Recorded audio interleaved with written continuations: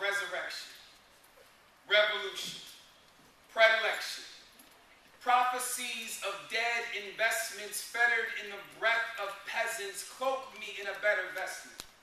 Walk with me to land sequestered, gold and diamonds cleft from presents, making right the white investments, veterans of ancient wars, broken backs, blackened pores, stolen stories, closed down doors and damaged roots, the fruit of whores they called us, though they used us for their perverse fancy, led us to the storehouse so the tides would come, cut our feet, took our drums, exchanged our flesh for modest sums, cowrie shells, cloth and guns. How many trails of tears were walked in chains while hungry captors stalked our sides? And did we think we'd balk as lineage left our mouths to talk of other places, faces, foes who cut off heads to spike the nose, and something deep inside us knows that mama's gone, yet still we grow through death. We have not lost our soul, though definitions don't make whole with institutions scattered, sold the orphans from the land of gold. Now gold adorns our teeth and folds so deep into our hearts we hold our motherlessness and stories told and not forgotten. Instead we roll, we walk amongst the dead as flesh, the currency of living breath.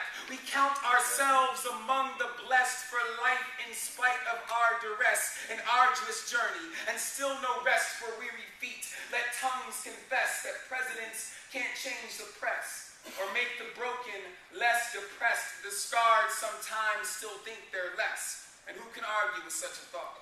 For all the battles we have fought, some warriors still end up caught underwater, stabbed and shot, revealing what we've always known, that death was our supposed home, and we were not to live this long. They laughed when faced with bitter songs of going back, taking flight, finding freedom, gaining sight that something good should come of plight so destitute we knew our right to be was what might be at stake, and so we vowed to stay awake and bide our time till dawn should break the silence of the debts we take to know how God destroys and makes his chosen ones. We chose our fate. It's clear now that we could not wait, so clear now that we could not wait, but must remember resurrection, right rebirth in new directions. The souls of some are often tested, and all the interests are now vested. We prophecies of peace protected, descended of what hate directed, now find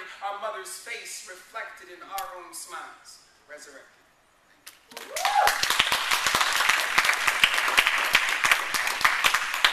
Y'all get it for Reggie one more time.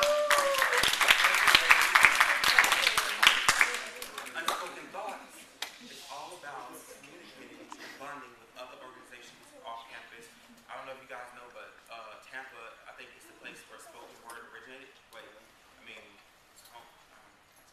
I'll check my facts later, Google. It was something. Anyways, Tampa is historic when it comes to poetry. Just put that out there.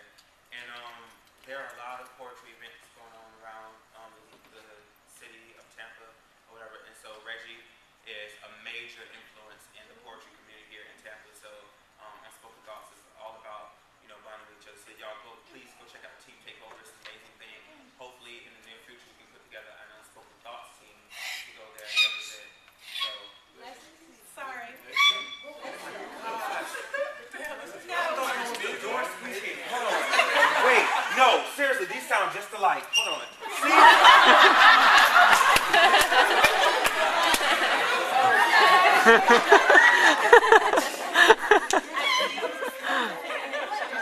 God bless you.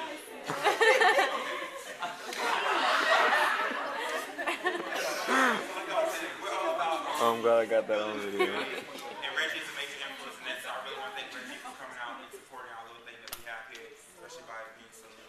Next person who I really want to thank for coming out and supporting is the next person coming up to the mic. Y'all clap it up for Slam.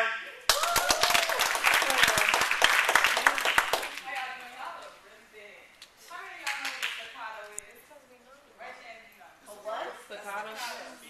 Reggie, can you explain what it is real quick? Because I got really good with fuzzy freshmen. Y'all I have to explain what it is? Yeah. It's like, I'll explain how Keith always explains it. A staccato in music is like a really short note. So a poem, well, a staccato poem is like a really short poem. Normally it has a punchline in it. So as you can see, hopefully this is funny. Otherwise it's gonna be really sad. You should do one apiece just to like open them up to it. Okay. So I'm gonna say one. Okay. I'm gonna say the title. Y'all repeat after me. The title, and y'all need to punch out. Okay. Y'all ready? Yeah. TV. TV. I hope they got a shot for that. Y'all not here? No. TV. I hope they got a shot for that.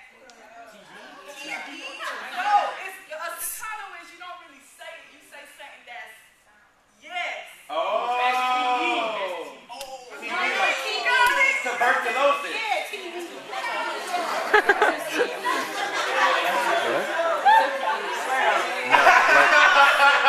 You don't say the actual, like TB, tuberculosis, they have a shot for it. Like, you don't actually say TB, you say something that's close to it. And people are, people are supposed to guess what it is.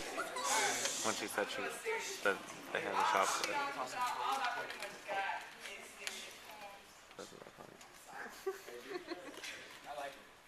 Okay, but this piece is called Casual. I wonder who all can hear her screams at night. Her pleas to Jesus to be awakened from this nightmare which has become her reality. But to us, she is just another casualty in the statistical pool of women who never retaliate as she constantly dreams at night. Maybe she won't bleed tonight. In random blue lights will rock her to sleep with police siren lullabies, harmonizing with whispers of this isn't the first time where they rescue her tonight, or will she fess the one in the fist of her kryptonite just to her sleep tonight. On soft sheets instead of waking up with a crick in her neck due to emergency room chairs, and nurses won't give her that poor child lift through stairs, wanting to hold her in hopes that her transport from her soul to theirs just by touch, laughing as they strain themselves in deep thought. Why is she crying? Why are tears overflowing? Pouring on tile floor so they can hear me a cleanest. Tell me everything's gonna be alright. Earn a ticket to heaven for helping someone else's battered wife. Or repeat the past concern about endurance. And God not throwing on tons of us that we can carry. Even though my knees are already weary. And it's only so much as though I can hold into my spine for God's sake. Just let him kill me already. I already know exactly where I want to be buried. I'm immune to slaps. His hand rising at 90 angle just to fall back down and connect with my truth. As I connect with the ground. And me crawling away from me signifies I want more, so I learn to be still. And the only thing that breaks through steel are drills. So he perceives until something breaks. What is about me that makes me his prey? Maybe weak is in my DNA, and anger is in his. Two traits inherited by parental abandonment, and neither one of us learn how to break the chain. So honestly, can I blame him? Intensity building up in his fist, gasping for air, wanting to stand, but my legs not able to comply, so I just lie there, reaching out for faith, but she just stares. That bitch was never there, just my imagination. Agony has transformed me. Bruises are now my identity. It was a time that even through cuts and swells, I can see my true beauty, and I'm squinting. Straining just to see I'm actually ugly. Abandoned by the outer beauty I used to depend on. Left stranded, drowning in years of my own blood, and the only soul self to ride on are these streets to sunrise. When he pretends to love me till day fades, but I decide to take center stage. Claim my own ending to your average domestic violence story. Find enough strength in my hands to lift my destiny to my face. Enough anger in my fingers to squeeze fate. I wonder, who all heard her screams that night? Her pleas to Jesus to be wakened from this nightmare which has become her reality.